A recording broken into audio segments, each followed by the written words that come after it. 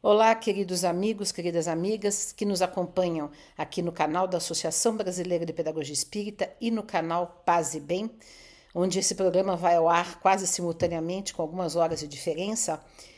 Conexões Espiritualidade Crítica. Sejam bem-vindos e bem-vindas novamente. Hoje nós vamos tratar de um tema delicado. Esses temas que envolvem religião, religiosidades, espiritualidades, são sempre delicados, porque estamos, parece que andando sempre em campo minado. Queremos deixar uma porta sempre aberta ao diálogo interreligioso, porque faz parte, inclusive, da nossa proposta aqui, mas também não podemos fechar a porta para as críticas contundentes, necessárias, pertinentes, aquilo que as religiões têm feito de negativo em relação à humanidade. E vamos falar hoje das supostas guerras santas. Será que existe guerra santa? Será que existe guerra que se justifique? Será que existe guerra que tenha necessariamente de acontecer? Então, isso é uma coisa muito delicada, porque quando a gente analisa todas as relações humanas, sejam elas a nível individual, sejam coletivamente falando, entre povos, entre nações, entre tribos antigas, entre adeptos de diferentes religiões, entre clãs, né? Entre classes sociais, né? Todas essas relações são marcadas desde sempre pela violência, pela opressão, pela competição, né? Embora tenhamos que dizer que o que mantém a sociedade viva não é a violência nem a opressão, é a colaboração, é a cooperação. Se nós não tivéssemos um tecido cooperativo, colaborativo, né, entre as pessoas, entre as sociedades todas, entre os diversos povos do mundo, nós não teríamos a possibilidade sequer de sobreviver. Então, isso muitas vezes se faz através dos liames econômicos, né? Porque aí os interesses garantem, né? Muitas vezes uma suposta não violência, porque a violência também pode vir e muitas vezes vem através da exploração econômica, mas, de qualquer maneira, o que mantém o tecido social costurado não é a violência, é a cooperação, né? Aliás, é uma das coisas que o Russell Wallace falou em oposição ao Darwin, que os dois, né, propuseram simultaneamente na Royal Society de Londres a ideia do evolucionismo, e o Darwin achava que o evolucionismo se dava através da lei do mais forte, né, da escolha das espécies através da lei do mais forte. Só que o Russell Wallace falava que não, que era através da cooperação que as espécies se mantinham, inclusive a espécie humana. Mas tudo isso para dizer o quê? Né? Nós temos uma tendência de nos unirmos, de cooperarmos mutuamente, temos uma necessidade de nos unirmos, de cooperarmos mutuamente, mas temos também um ímpeto de agressividade que é estimulado pelas relações econômicas, políticas e religiosas, né? Porque aí entra então a questão da suposta guerra santa, porque muitas vezes as religiões vêm com um discurso para justificar a guerra ou para mascarar a guerra de argumentos palatáveis, de argumentos aceitáveis, de argumentos que, digamos, abonem ou aliviem a nossa consciência diante das violências que praticamos mutuamente há séculos e séculos e séculos. Tem um filme maravilhoso, quase desconhecido no Brasil, porque nós não conhecemos os filmes indianos de Bollywood, e são filmes interessantíssimos, produções de alto custo, belíssimos do ponto de vista estético. Um filme chamado Ashoka, que trata de um personagem um tanto lendário, mas real, que viveu em torno de 300 anos antes de Cristo e que era um guerreiro violentíssimo, violentíssimo, né? Inclusive matou os próprios irmãos para ascender ao trono e promoveu inúmeras guerras, até que ele se converte ao budismo, que então já tinha uma proposta de paz, de pacifismo, né? Buda tinha vivido alguns anos antes, ainda ele conviveu com alguns discípulos diretos de Buda. E aí ele se converte de uma tal maneira que ele é considerado fundador da assistência social no mundo, porque ele faz um império, digamos que conferia aos cidadãos, aos súditos, na época não tinha nem noção de cidadão, eram os súditos mesmo, benefícios de saúde, de educação, coisa que nem se pensava, imagine, 300 anos antes de Cristo, né? Com aquelas tiranias todas, com aqueles impérios absolutos em que os reis e os imperadores eram verdadeiros deuses. E ele faz uma revolução pacífica na Índia, na base do ensino budista. Então vejam só que coisa interessante. Com isso eu estou querendo evocar a ideia de que as religiões, elas têm uma dubiedade dentro delas, todas. Quando se fala, por exemplo, de violência, vamos falar, por exemplo, o islamismo. Né? O islamismo chama o tempo inteiro Deus de misericordioso. Ora, quem é a misericórdia suprema não vai punir, não vai exercer uma ira divina, porque ira não combina com misericórdia. Né? No cristianismo, nós temos a ideia que Jesus trouxe, que com quem com ferro fere, com ferro será ferido. Né? Perdoai 70 vezes 7, perdoai os vossos inimigos, amai os vossos inimigos, enfim, toda uma ideia de não violência. E, no entanto, né, nós temos cristãos e grandes cristãos que defenderam a Inquisição, que defenderam a Guerra Santa, um São Tomás de Aquino, um Santo Agostinho, que é um autor que eu gosto muito, inclusive, fantástico, genial. Ele promoveu a perseguição àqueles que não pensavam como ele, aos chamados heréticos. Né?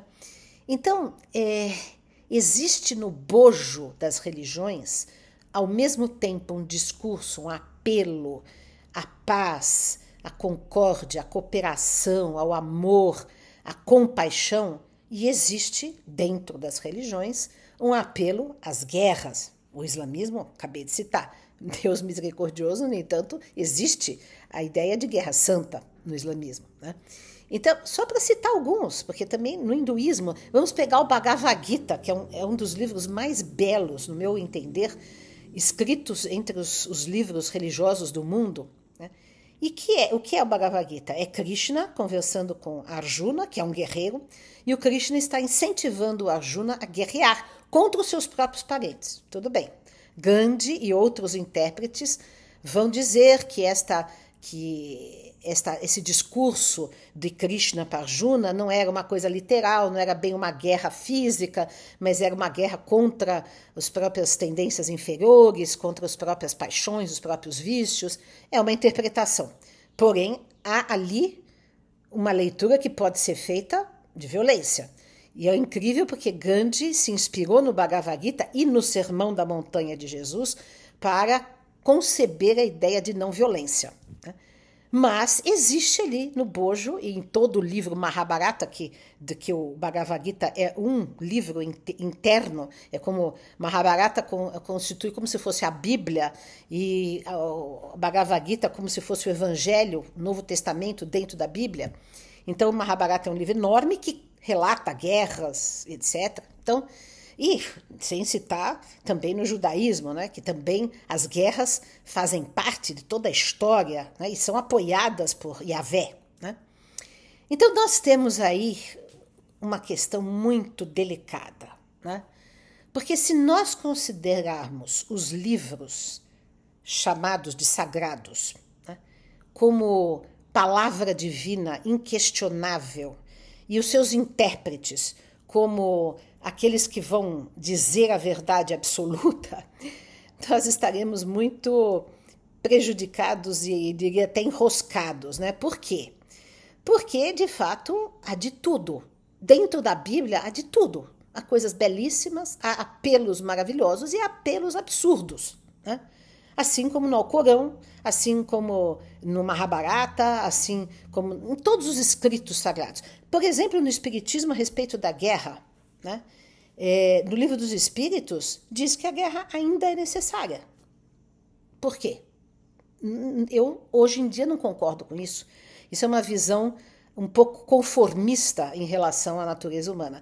Já existia no século XIX vários movimentos pacifistas que combatiam a ideia da guerra e da violência entre os povos, entre as nações. Então, ali é um reflexo humano, aliás, também dos próprios espíritos que são humanos. Isso Kardec deu também de contribuição interessante, né? Que ele dessacraliza o que vem do mundo espiritual e pode ser criticado, coisa que nós nunca fizemos. Então, essa espiritualidade crítica que nós estamos propondo aqui é essa. Vamos fazer uma leitura crítica. Aqueles que acreditam, que seguem algum tipo de tradição espiritual, vão considerar que os livros sagrados, ditos sagrados, têm uma inspiração divina, têm ensinamentos positivos. Podemos dizer, para aqueles que não aceitam essa intervenção espiritual, que pelo menos nos livros sagrados há um reflexo de alguma busca produtiva, ética, bela do ser humano por ser melhor. Porém, né, todos os livros foram escritos por quem? Por seres humanos, imperfeitos, violentos, contextualizados na sua época histórica. E, portanto, sim, existe muitas vezes nas religiões uma apologia à violência. A violência da guerra, a violência contra o herético, contra aquele que não pensa como nós, contra outra religião, né? Porque só a nossa salva e o outro então tem que ser eliminado. A violência contra o próprio adepto, na medida em que a religião muitas vezes oprime o ser humano, né? Na sua liberdade, na sua corporeidade, no seu livre-arbítrio, na sua vida, né? Porque as religiões, nas suas tradições hierarquizadas, elas muitas vezes querem regular rigidamente a vida do adepto, do indivíduo, né? Hierarquizar, regular, oprimir, enfim. Então, tudo isso tem uma alta dose de violência. A violência será mesmo necessária para nós vivermos nesse mundo? E aí, acredito que nós só poderemos, e aí eu estou com Gandhi, estou com Tolstói, estou com os Quakers, estou com os intérpretes do cristianismo anarquista ou do anarquismo cristão, que consideram todos que nós temos que eliminar a violência do mundo. Claro que para isso nós temos que superar a violência dentro de nós, né? E para isso é preciso uma transmutação, uma sublimação, né, dos nossos impulsos mais agressivos, que podem ser sublimados. Até Freud, que era muito pessimista em relação ao ser humano, achava que nós podemos e fazemos isso constantemente, de sublimar os nossos impulsos mais destrutivos em arte, né, em civilização. E podemos sublimar esses impulsos em cooperação, em amor, em arte. Arte sempre, né? Sempre a arte transmuta, eleva, sublima, transforma, resiste, insiste. A arte é divina e profundamente humana, né?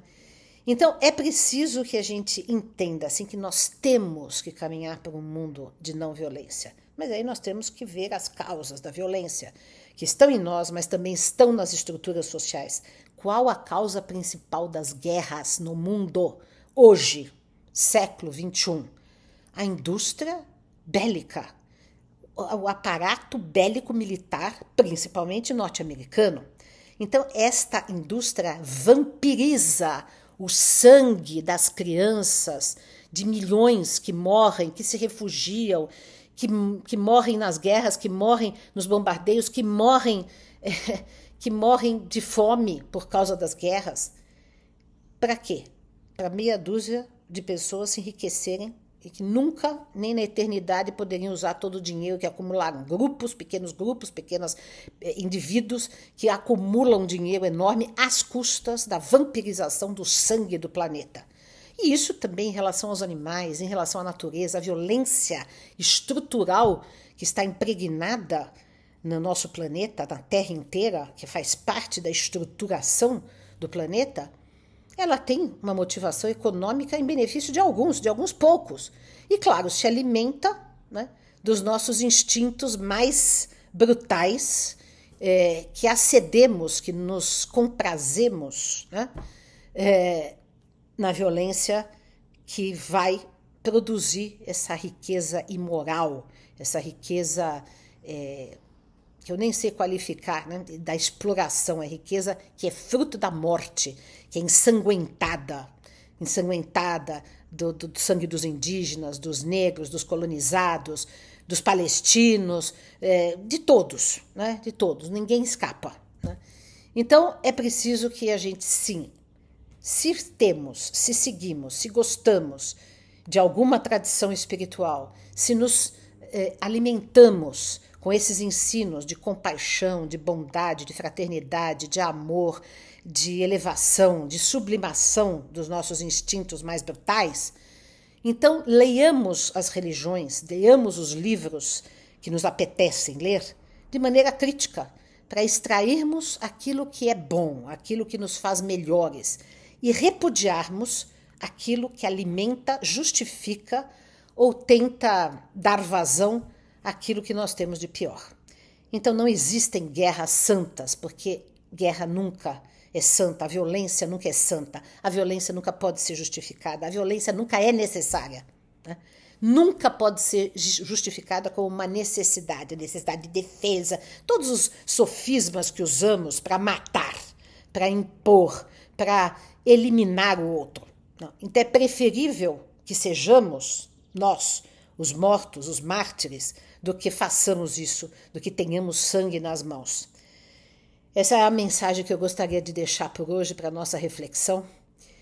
E voltamos na próxima semana com mais um programa Conexões Espiritualidade Crítica. Um grande abraço a todos e todas.